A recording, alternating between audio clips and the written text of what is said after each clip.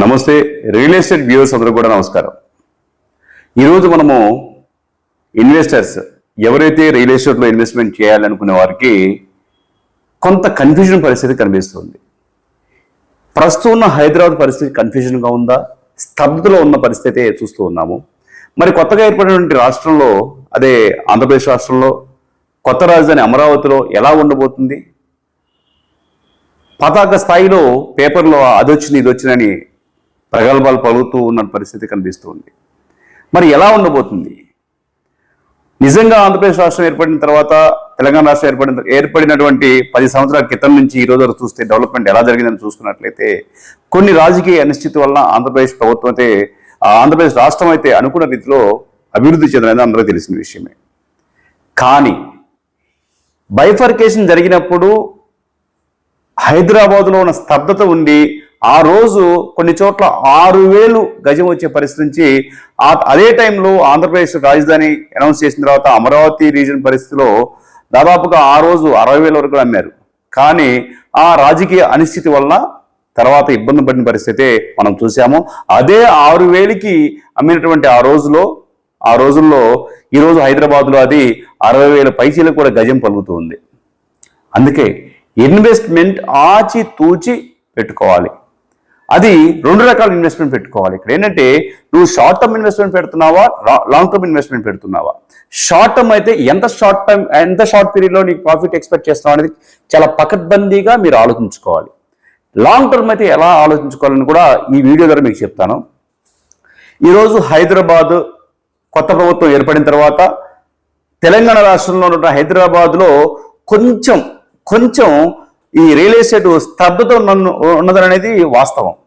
కానీ అదే ఇక్కడ ఆంధ్రప్రదేశ్కి వచ్చినట్లయితే అమరావతి రాజధానిగా తర్వాత మన రీసెంట్ ఈ బడ్జెట్లో 15,000 కోట్లు అనౌన్స్ చేసిన విధంగా సెంట్రల్ గవర్నమెంట్ అనౌన్స్ చేసినప్పుడు కానీ అప్పటి నుంచి కూడా అనేక రకాల ప్రాజెక్టులు వచ్చే అవకాశం ఉందని ఆశ అయితే అందరికి కనిపిస్తూ ఉంది. అట్ ది సేమ్ టైం కొత్తగా ఏర్పడిన ప్రభుత్వం కూడా తీసుకునే నిర్ణయాలు చాలా బలంగా కనిపిస్తున్నవి. దీంట్లో షార్ట్ టర్మ్ ఇన్వెస్ట్మెంట్స్ ఈరోజు అమరావతి 2 తెలుగు రాష్ట్రాల్లో అమరావతిని హాట్ టాపిక్గా రియల్ ఎస్టేట్ వర్గాల్లో కనిపిస్తున్నటువంటి ఈ సిటీ అన్నమాట. ఈ అమరావతి సిటీ బేస్ చేసుకొని ఎలా కట్టబోతున్నారు అనే దాని మీద కాన్సన్ట్రేట్ చేసుకొని అక్కడ ఇన్వెస్ట్మెంట్ చేసుకోవాలి. షార్ట్ టర్మ్ ఇన్వెస్ట్మెంట్స్లో మీకు బలంగా మినిమం 1 ఇయర్ ఇన్వెస్ట్మెంట్ చేసి 1 ఇయర్లో ప్రాఫిట్ పొందే విధంగా షార్ట్ టర్మ్ ఇన్వెస్ట్మెంట్ ఉండాలి తప్పితే 1 ఇయర్ మించి మాత్రం ఇన్వెస్ట్మెంట్ చేసుకోవద్దు. ఎందుకంటే రేపటి పరిస్థితిని ఆలోచించుకొని ఈరోజు ఉన్నటువంటి అమరావతిలో ఇంకా ఎక్కువ డెవలప్మెంట్ అవ్వడానికి అవకాశాలు ఎక్కువ ఉన్నవి. ఈరోజు ఇన్వెస్ట్మెంట్ చేస్తే 10కి 10 రూపాయలు వచ్చే అవకాశం అయితే అమరావతి ప్రాంతంలో కనిపిస్తుంది. అలా అని ఎక్కడ పడితే అక్కడ ఇన్వెస్ట్ చేసుకుంటే మీ షార్ట్ టర్మ్ ఇన్వెస్ట్మెంట్లో ప్రాఫిట్ వస్తుందంటే అలా అయితే రాదు.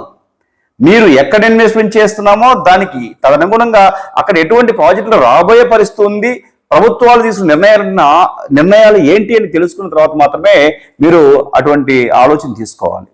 ముందుగా మీకు అమరావతి ప్రాంతంలో చూసినట్టయితే అమరావతికి ఈస్ట్ వైపుగా ఉన్నటువంటి మంగళగిరి, తాడేపల్లి ప్రాంతాలు ఏదైతే ఉన్నాయో ఈ ఈస్ట్ వైపు ఉన్నటువంటి తాడేపల్లి, మంగళగిరి ప్రాంతాలు అనుకున్నటువంటి హైవే నేషనల్ హైవే ఉంది కదా, మెడ్రాస్ టు కోల్కతా హైవే, ఏదైతే గుంటూరు విజయవాడ మధ్యలో ఉన్న హైవే బేస్ చేసుకొని మీరు ఇన్వెస్ట్మెంట్ చేసుకుంటే 1 ఇయర్లో మీకు ఒక రూపాయికి అంటే 100 రూపాయలు పెట్టినట్టే ఇంకో 100 రూపాయలు మినిమం వచ్చే అవకాశం అయితే కనిపిస్తూ ఉంది.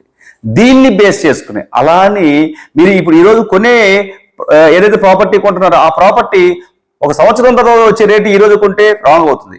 అంటే ఆర్గానిక్ వేలో పెరిగిందా లేదా అని చూసుకొని మాత్రమే అది కొనుక్కోండి.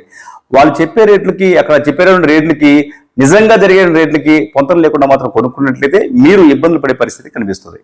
కానీ ఈరోజు అమరావతి బేస్ చేసుకొని మీరు షార్ట్ టర్మ్ ఇన్వెస్ట్మెంట్లో తాడేపల్లి, మంగళగిరి ఆ ప్రాంతాలను అనుకున్నటువంటి వడ్డేశ్వరం అయితే ఏంటి, కుంచనపల్లి అయితే ఏంటి, ఉన్నటువంటి కొన్ని విలేజెస్ ఉన్నాయి, ఆత్మకూరు అయితే ఏంటి, ఇప్పటం అయితే ఇలాంటి విలేజ్ దగ్గరలో ఇన్వెస్ట్మెంట్ చేసుకోండి.